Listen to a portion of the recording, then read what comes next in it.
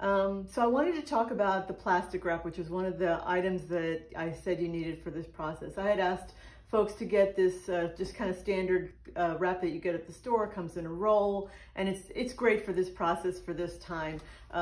Whatever you need, you pull out and you cut or you tear using the kind of teeth along the edge, and then once you're done with it, you throw it away. So that's one way of handling this need for the plastic wrap. And the reason you need the plastic wrap is not so much to cover the table. This table is going to get dirty, and that's just a fact. It's to create a kind of a moisture environment for your fabric from both the underside and above as you're creating your layers of direct dye or dye painted fabric. So there's a couple of options beyond, or there's at least 3 that I can think of beyond just this like plastic wrap that you buy and it's one use. The thing that I like about these options is that they are multi-use. You can reuse them.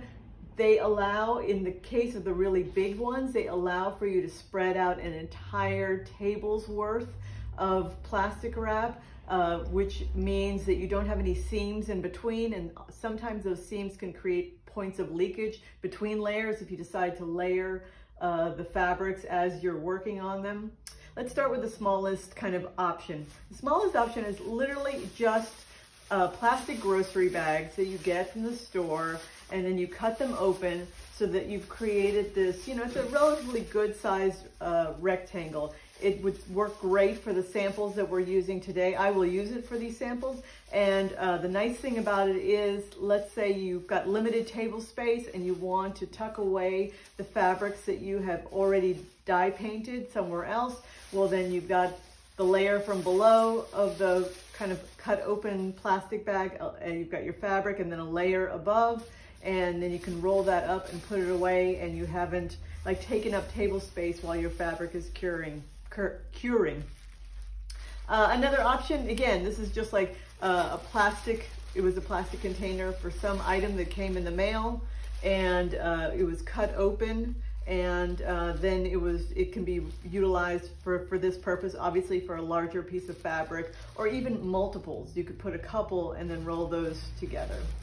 And then the final option would be something like this. It came with like a really large item. I think it came with a TV. The plastic that you get from the dry cleaners when you come back with dry cleaned clothes, then you've got this big plastic bag. You open that up, and you can use that as well for your coverage.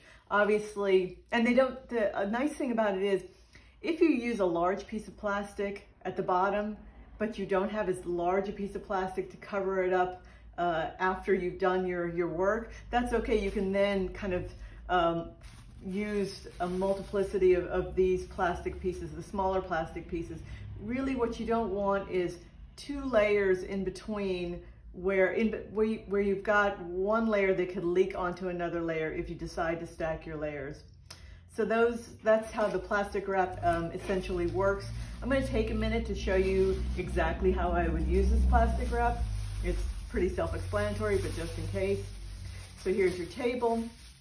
Let's say I've got a piece that fits well within this particular size rectangle, and I do. So I've got my plastic, I've got my fabric here that I'm going to lay out, knowing well, and you can see that it's a little wet, but that's okay. It's not a big deal, especially right now when it doesn't have any fabric, any dye on it. If that concerned me, I could just take a paper towel and dry it off.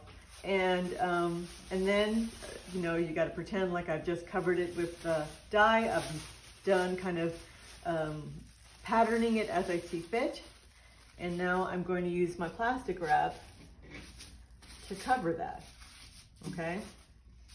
And you can see how, if I wanted then, if I was unable to store it on the table, that wasn't convenient, I could then just roll it up and store it somewhere else.